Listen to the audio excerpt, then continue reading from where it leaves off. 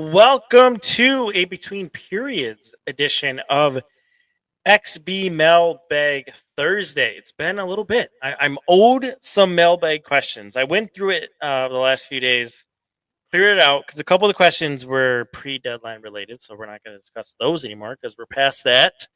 But they do have three questions that we are going to go through, and also I do want to talk a little bit about the NCAA hockey tournament at the end here really quickly. But we're going to burn through this. We're going to hit it through the intermission. This late game here in Utah, 1-1 score after one. Nice power play goal at the end there for the Sabres. But like I said, we're going to fire through this 15, 16 minutes and then get ourselves back for period two in Utah. All right, let's not waste our time. Let's get right into it. And we're going to start with a question on RFAs. There was a Twitter thing today and some comments. So the first question, all your RFAs get to the summer unextended and sign an offer sheet. Where is your red line for cutting bait on each of them? So I'm going to talk about three RFAs here in particular. Byram, Peterka, and McLeod are three major RFAs that you're going to have to worry about here. So let me talk about two of them first. Byram and McLeod are both arbitration eligible, restricted free agents. So what does that mean? What that means is they're not in the same situation of Peterka in that Peterka really can get an offer sheet at any point throughout the offseason until he has a new contract with the Sabres or he's traded. Byram and McLeod are different because they're both arbitration eligible, which means they have until the 5th of July to declare themselves or elect for salary arbitration. The Sabres can do so beforehand, but in most instances, it's the players that will elect for that arbitration. Once the player elects, it is a player-elected arbitration.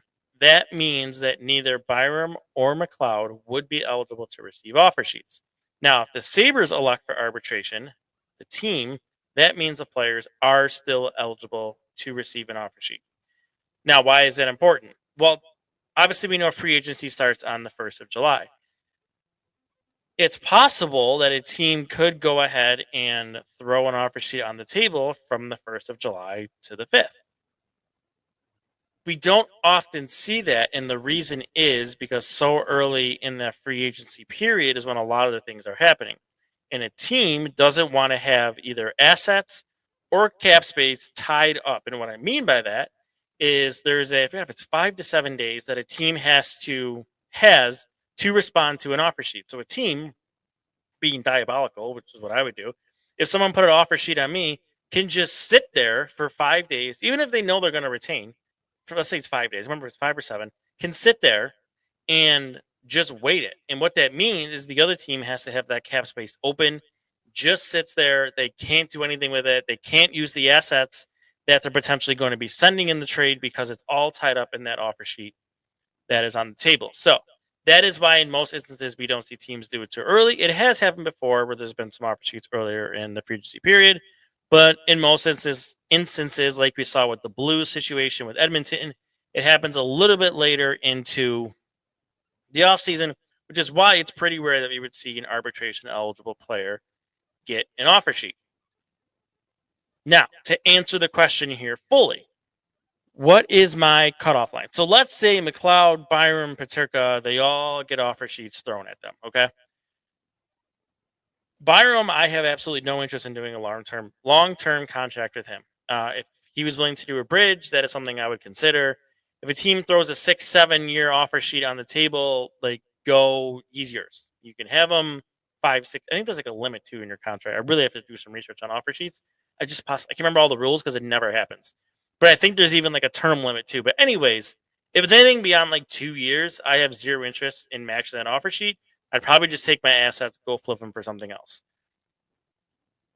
McLeod, I would probably put my cutoff at around $7 million, where I start to say that's bananas. Again, I don't think anybody's going to throw a $7 million offer sheet at Ryan McLeod, so I don't think to worry about that. Peterka is the one that is the most likely of the group to receive one. I still think it's pretty unlikely. You don't see teams target a team that has $23 to $25 million in cap space. So I think that rules it out. And then also, it's it's eight. Let's say it's $8 million. $8 million is how my cutoff would be. If someone threw a 5-year offer out there for $8 million per, I probably have to think hard about it. Now, what you would get based on last year's um, qualifying or offer sheet cost back is you would get a first round, a second round, a third round pick. Now, remember, it's not this upcoming draft. It would be in the 2026 NHL draft, the first, second, and the third. So a team has to have all three of their own picks to be able to make that offer sheet in that window. So I think last year it was like 6 to 8 something was that 1, 2, or maybe even 9 was that 1, 2, 3, and then it goes up from there to your four first round picks at the very top of the compensation list. But I guess I would say 8 million. If it gets into 8 million for Paterka, that is when I would really start to think hard about taking those assets. But still, I just don't see it. One team threw out an offer sheet for the first time in like 5 years. I'll believe it's going to be a thing when another team does it or 2 more teams do it. I hope to God more teams do it. I hope it becomes a thing. I hope we're at a point in the NHL where GMs are no longer afraid of this. But I gotta see it to believe it. That's when I'll believe in the offer sheet scaries. Just not there yet. Okay, let's move along to this one from Tyler. An interesting question here. Assuming proper value in return, if you are forced to trade, one, would you trade Tage or Tuck? This was a question that came in along the deadline, but still relevant. We can kick it around. My answer here would be to trade Tuck, and I think it's pretty close. But I think the difference is center versus wing. I know Tage is playing wing here mostly, but still, I just think Tage is a more dynamic player. But it's difficult because Tuck, he does more things for you defensively. I think he can play in penalty kill situations more, maybe give you more situational play than Tage could. Better defensive player. But still, I think that dynamic offensive ability that Tage has, playing center most likely, if he continues to do that, I think is a factor. And plus his contract, $7 million is pretty cheap for a guy that's going to score you 40 goals, 70, 80 points a season. I mean, that is a steal. So based on all those factors, this one's pretty easy for me. I would go Tage is the one that I would keep, and I would trade Tuck. I'm going to say that backwards, but Tage is the one I would keep, and I would trade Tuck in this scenario.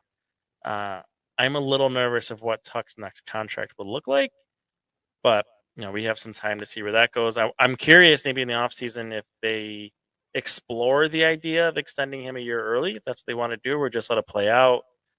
But yeah, I mean, we have a summer to talk about that. We don't need to get into that right now.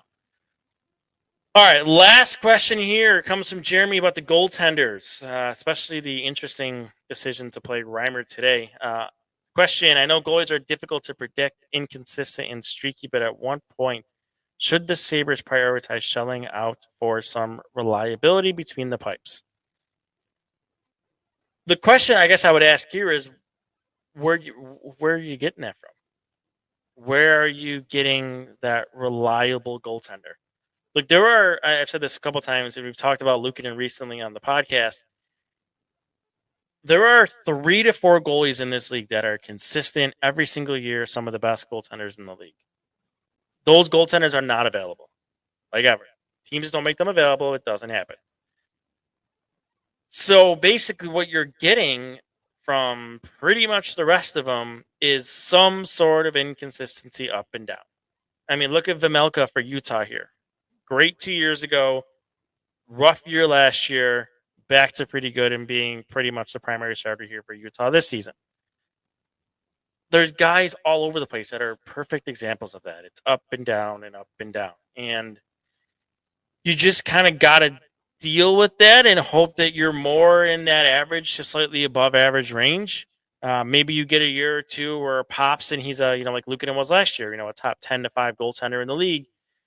But I mean, again, like for $4.75 million, like what are we doing? What are we like?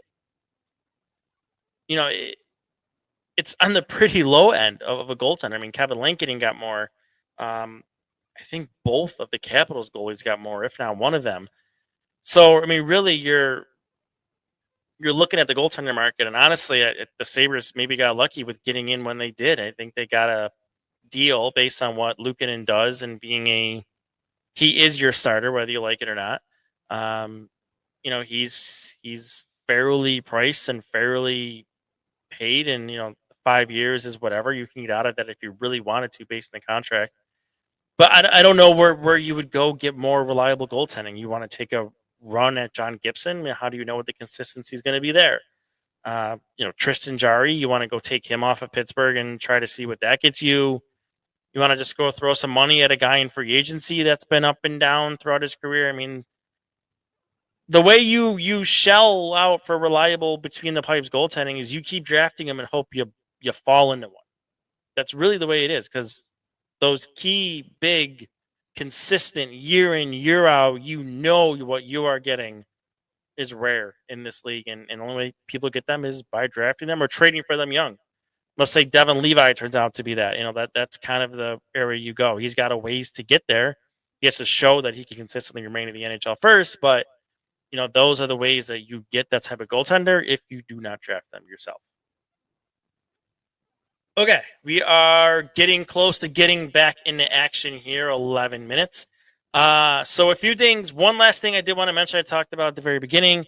I know the men's college basketball tournament is going on right now, but also the Alert NCAA hockey tournament. So conference championships, conference tournaments are going on right now. Most are in the championship games or have already been decided. I think at the end of next week is when the NCAA tournament for college hockey begins. So a couple of Sabres prospects to look out for. UConn is in the Hockey East final tomorrow. We don't know who they're going to play yet. That game is, I think, ongoing right now. It might be close to wrapping up.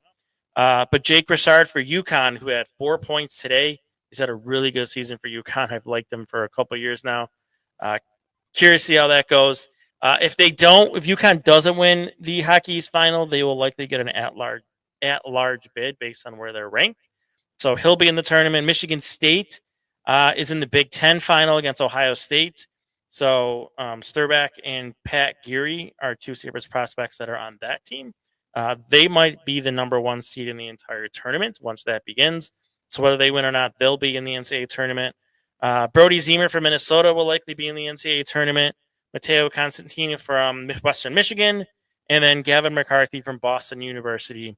All will probably get at-large bids. They're not in their conference championship games, but based on their pairwise rankings, will most likely find themselves in the tournament. So college hockey tournament is always fun, especially these champions. I mean, I think Northeastern is having an insane run right now, on their way to possibly winning their conference championship. So fun times. We love college hockey tournaments this time of the year. Not only in basketball, but hockey is going too.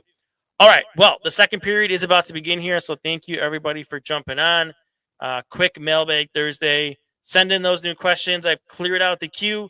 xbpodmailbag@gmail.com is where you can send those. All right.